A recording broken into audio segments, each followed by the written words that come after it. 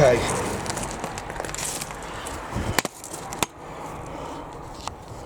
That bar is bending, and I know for a fact, even if I was to put a 6 foot length pole on the end of that, I know it's not going to undo that, because I've been doing that all through the last 2 years on and off. I've WD-40'd all the nuts up. I've got 2 other impact guns. I would have liked to have tried. One is a little Ryobi. I know that the Ryobi isn't going to do it. I've already tried it once. My snap-on one that I got has now developed a fault with a blasted battery. So I can't show you that. What I can show you is right at the back on the rear wheels, those nuts. When we were taking those wheels off up the farm, if you go back onto what the videos, the very first few videos, before all of this bodywork was put on there, I had to use an oxygen acetylene set to heat up all the nuts and bolts, and we had a 6 foot long bar on a socket set, and one nut at a time, and many headaches after, because I walloped myself on the head many times, landed on the floor because I had all my entire body weight. I finally got all of those nuts undone. We had no equipment other than that to get them off, and then we found the wheels were seized on, so we had to smash them off with a sledgehammer, which wasn't easy either. I then decided I wasn't going to do any more work to this on the wheel side of things, because that was hard enough and I didn't want to do it, because I was itching to get that started. So I left this a year ago, roughly. I came out here with a small Ryobi. I also tried it with a snap-on impact gun. Neither would move it. I tried a pneumatic one. Nope, nothing was budging those nuts. I thought, oh boy, here we go again. So I have been nagging my family for a very, very long time. After watching Grease Monkey Garage in America, he has been using a Milwaukee impact gun on his Greyhound buses, and I watched, and I thought, do you know what? I need one of them. So, welcome to the review of the Milwaukee gun. This is not a sponsorship of any type. Milwaukee does not have any control over this video because they have not given me this tool. This tool has been purchased by my family for this very, very project. The retail on this in the UK is about 600 quid, 650. That's the average price. I wouldn't go any higher than that. I wouldn't go, if anyone's selling one for a higher amount of money, unless there's extras in it, I wouldn't do it. This came from Suffolk Tool Centre, and I think there's one left at the purchase of this in the actual warehouse, the national warehouse. So, why am I doing it? Quite simple. I ain't gonna lie, it'd be nice if Milwaukee would pick me up as a sponsor. But highly unlikely. I don't expect that to ever happen, but I thought this is a very useful tool. It would be nice to put this out here. That would be an extra video for you to watch. Might be a popular video as well, and might gain some interest through other media sources. So without any further ado, we will pull this all out and show you what we got. And that is what you get for 650 quid. Trust me, it's heavy. Now, when we first got it, we plugged it straight in to charge it, and that charger got, not this charger, but a charger that was in the box was very, very hot, and I can't report back if that charger was faulty or not. We have since swapped it for this one, but because the batteries are fully charged, I haven't been able to test this out. So if you're a watcher of my YouTube channel, on one of the other videos I will announce if that is a regular thing with these, or if I just had a malfunctioning charger. What else do you get? Well, you get an 8 amp hour battery times 2. And here is the best part of the whole thing, is you have a thing called a 1 key. That is, you register this with Milwaukee, and if somebody, some unscrupulous moron, breaks into your vehicle, your house or your workshop and takes your tool, you can go on the website and you can shut the tool down, and you can track it as well. So there is a very good chance you can get this back via the police. So thieves, don't nick these, because these are going to get you caught. I promise you, these will get you caught. So I would leave them alone. If you see a Milwaukee with the 1 key symbol on it, leave them where they are. If you see these for sale in boot sales, don't touch them. Chances are they're not going to work or they're stolen. It's as simple as that, because the security is that good on them. Now, I will report back about a year later, whoa, that's heavy, on how this has worked out, because I plan to use it as much as I can, even though it weighs a bloody ton. You've got 4 torque settings down here, 1, 2, 3 and 4. I couldn't tell you at the top of my head what they are because they haven't submitted a manual. The M18 fuel has a 1-inch T-handle high torque impact wrench, has the power to replace an AC petrol-o-matic solutions, delivering up to 2033 Newton meters of the fastening torque at half the size and weight of an AC power or pneumatic solutions. Packed with 2,400 newtons of nut busting torque, meaning those rusted, stubborn old bolts won't stand a chance. The 4-mode drive control allows the user to shift into 4 different speeds of torque settings to maximise application versatility. One Key tool tracking and security offers a free of charge cloud busting tracking network and inventory management platform for all tools. One Key also features a remote locking function. Customization function allows you for precise tool adjustment to the application. The high output system of tools evaluates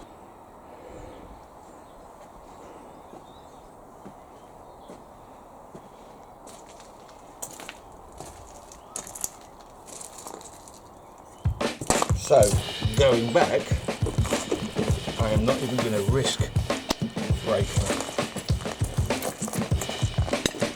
On setting 1,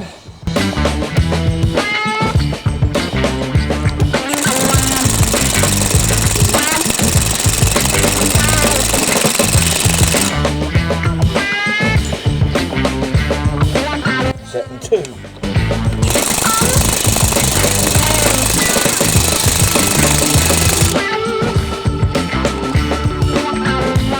Setting 3.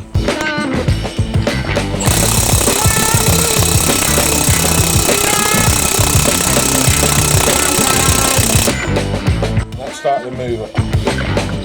Setting 4. Kick arch mode.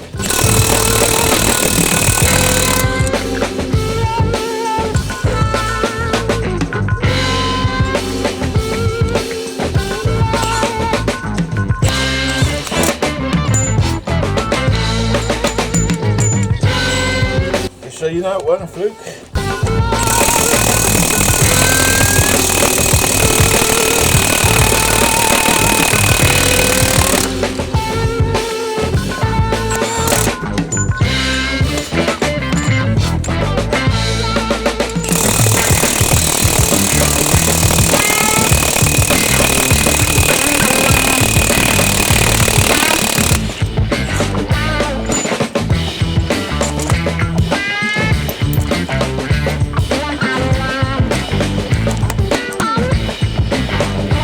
Just so you can see how long they have been on there. Over 10 years these have not been budged, and that is no joke.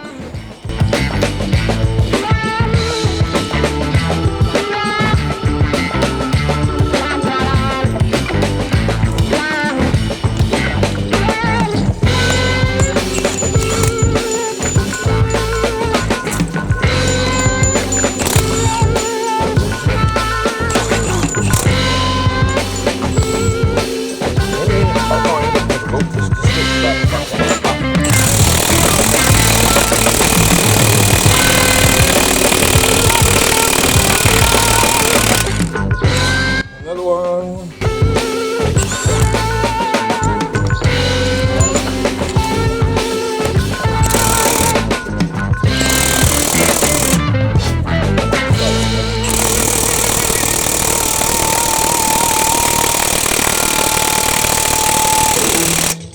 I'm going the right way, aren't I?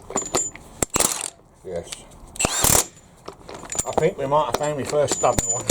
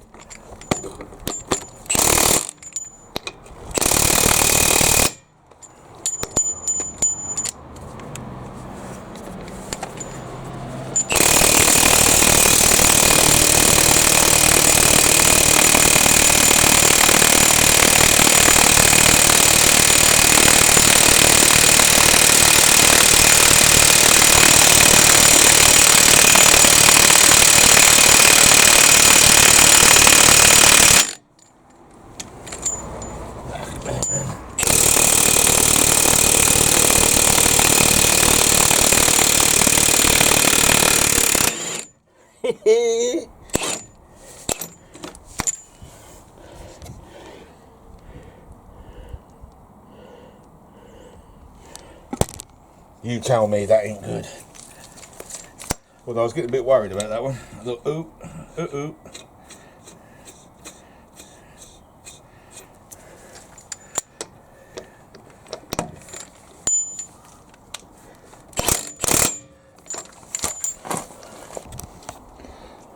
There you go, guys. That is the M18 Milwaukee fuel system. And that was just as tight to undo as what the back ones were 3 years ago. 3 years ago, we had to use oxyacetylene to get them off. 3 years later, the M18.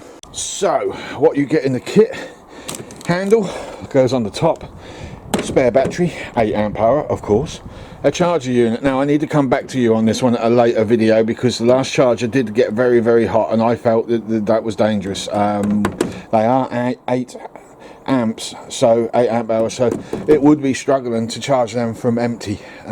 So I would recommend, my own personal recommendation is don't let them run down any more than 3/4. Probably half would be better, because it will take less strain off that, and it will take some strain off that. But this piece of kit is just, it's wonderful. It's the second from the top of their range. There is another one even stronger, and I'm not reviewing that because I don't have it. But the other one, big handle here, probably double the torque of what this thing. I didn't think they could make one any more torquier than this, but apparently they do. A convenient little ring, carry ring. Comes with a battery check on it as well, so you can keep an eye on that. And I can't fault it. The most I've been reading up that the most on consumables with welders, for example, this actually has a consumable, and it's this ring.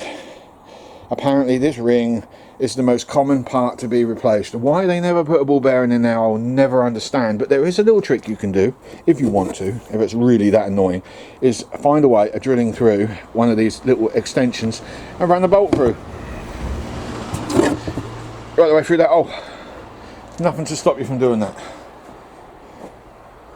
It's brilliant. I am so impressed with this. But like all tools, that's all very well and good, promoting them at the very beginning, but you need to see what they're like down the line a few months later. So far, touch wood, I think I've only had one tool out of all the reviews I've done that's packed up, and that was the Hitachi orbital sander. The disc, the Velcro on the disc, destroyed itself within the first 3 months of using it, and I couldn't get it sorted out by the catalogue because they reckoned that the guarantee had passed. They just didn't want to fix it. So there is no sponsorship on this whatsoever. I'm not being paid to tell you how good it is. I have not been given a free tool to tell you how good it is. This is completely off my own personal back. This is my review for you, my subscribers. They have been on there 10 years. They've never been touched. To give you an example, even though I have WD-40 them for a while, again, look, they have not been touched. They are as tough as they look. So there's no exaggeration. You saw that last one. I actually did think to myself at one point, yeah, this one ain't coming undone. This is letting me down, and by God, it didn't. It undone it. So guys and girls, thank you very much for tuning in on this lovely episode, and I'd like to say to you, I would very much like to say to you, thank you very much for your support over the last 12 months or more. Without that support, I probably wouldn't have, what's the word I'm looking for, the get up and go. Definitely. I'd like the channel higher, but if it ain't going to happen, it's not going to happen, simple as that. So I want to wish you all a very happy new year, because Christmas is now past.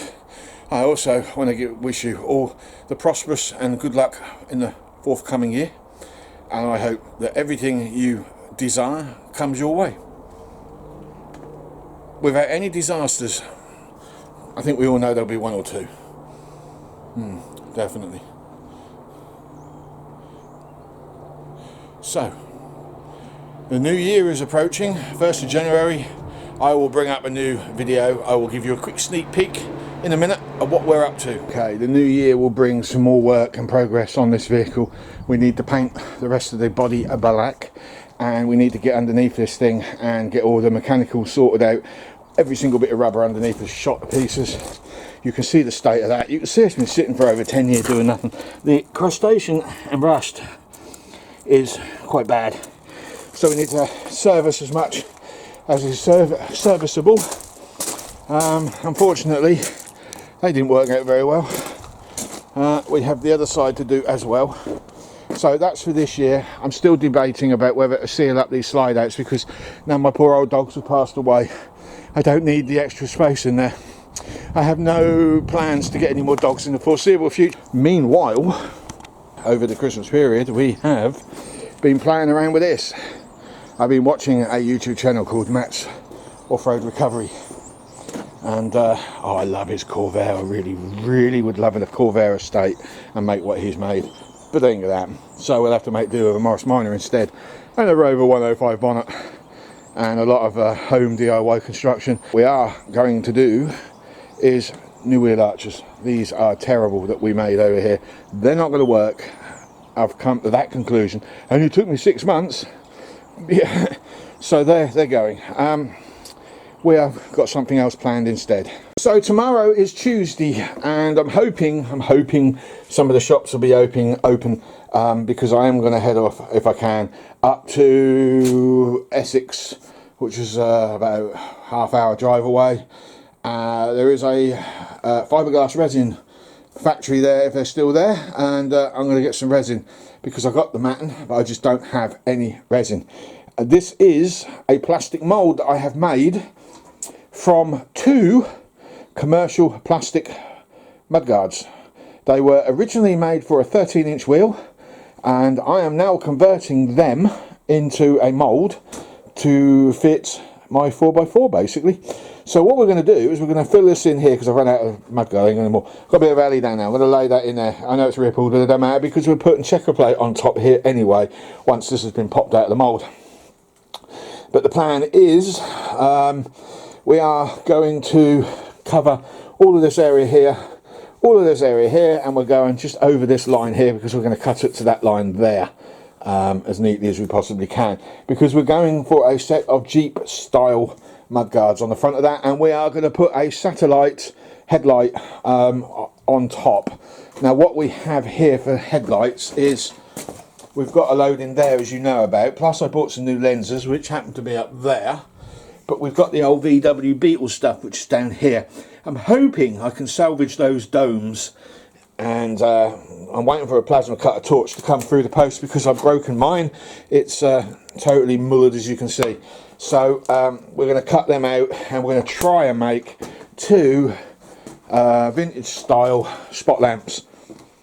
That's the plan, but that doesn't mean it's going to work, because I think those are really rotten, to be honest, those domes. So we could be looking for some old vintage spot lamps to convert, or something else. I just don't know what that something else is. So the new year, the first video in the new year will be this, which I'm so looking forward to, because I think this is going to work. And basically where I'm going with it is you've got a left and you've got a right on this, because it slopes that side, but it's flat that side. So obviously that side is going to sit against the bodywork, and there will be a gap because my body, and let me explain. As you can see, the body goes in, out and in, so that ain't going to sit, is it, flush. What I should have done, and I didn't do, is I should have made that more, but I didn't. So we're going to have to run some angle around that, which is going to clip underneath the lip somewhere. We may also have to cut into the fiberglass and reshape it slightly so as it fits in here. So it'll be nice and wide that end, but it will be quite slim this end. But there will be, heads up, there will be a gap here, and it won't be a very big gap either, so I'm not even sure that the headlight's going to fit in that area, but we can always, no, we can't do that either. I was going to say chop into that, but we can't. So yeah, we're going to have a gap there. I can always put an indicator in that gap and then just mount the headlight on the mudguard. But we'll see how this all pans out. I have made the mudguards really wide deliberately because I want to cover the whole of the tyres, because they're not the tyres that are staying on here. I have some wider tyres to go on, which is going to make this look so much nicer. However, what would make it nice is to find some 4x4 lorry axles. Now that would be good, wouldn't it? But the ratios would be, I believe the ratios would be all wrong. But it would be nice to get some lorry axles on this, so I could put some big bolshy tyres on that. That will give it some presence. But let's just get it on the road first before we start planning. So this year, yeah, we're also going to be picking this up because I need this out there. I need it gone, because my motorcycle projects, all the storage in that side is my work area. I've got a motorcycle table to build and I can't because it's chocker.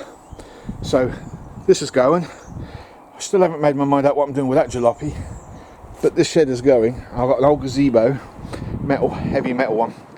I'm going to bolt that down to the ground, weld up all the joins and make modules to go in the gaps. And I'm going to make a little, not a workshop as such, but more storage. My military collection is going to go in the front. My motorcycle collection, which is now starting to grow, is going in the back. Funny that, I haven't even passed my test yet, so I can't ride any of them legally. So yeah, once I've got those bikes out of there and I've got them in there where they're a little bit easier to handle, that means I can then get that table built over there. I've also got to pull that part of the shed down and rebuild it because it's shagged, sorry language, and that's the purpose. So this year, regardless of anything else, this has to be out the front. So we're going to get those mudguards done because that's what's holding me back. Once I've got those done, we're going to weld that gap up a bit better. We're going to get all the scuttle area done. We're going to reapproach the windscreen. I have got some more ideas for that, which requires no cutting. I don't need to cut the glass. It's literally going to be a new frame made up around the big one, and then I'm just going to use 2 rose joints instead of the 4, and that's going to be it. And then the latches and the hinges are a bit at the bottom, not at the side, which is why I think it cracked in the first place. So we've got that to do, and then we've got to take this back off, get the original fuel tank put in, get some repair work done to the chassis at the back because that hydraulic ram under there has broken it, and we can then start work in making some kind of frame up. So I reckon this is how this will go down, because I'm stretching myself over different projects because I'm burning out quickly on them now because they've been so long-winded. I reckon January, February, March is when I'll probably put this down. March, April, May, June will be the lorry for the MOT prep, and then July I will probably take the bike apart but do no more to it. August, September I will then probably come back to this. This is my prediction of how I'll work. August, September, the back end will get done. October, November it gets shoved out the front. Hopefully by that point the lorry will be on the road, but no guarantees. But I'm trying to get both of these sorted.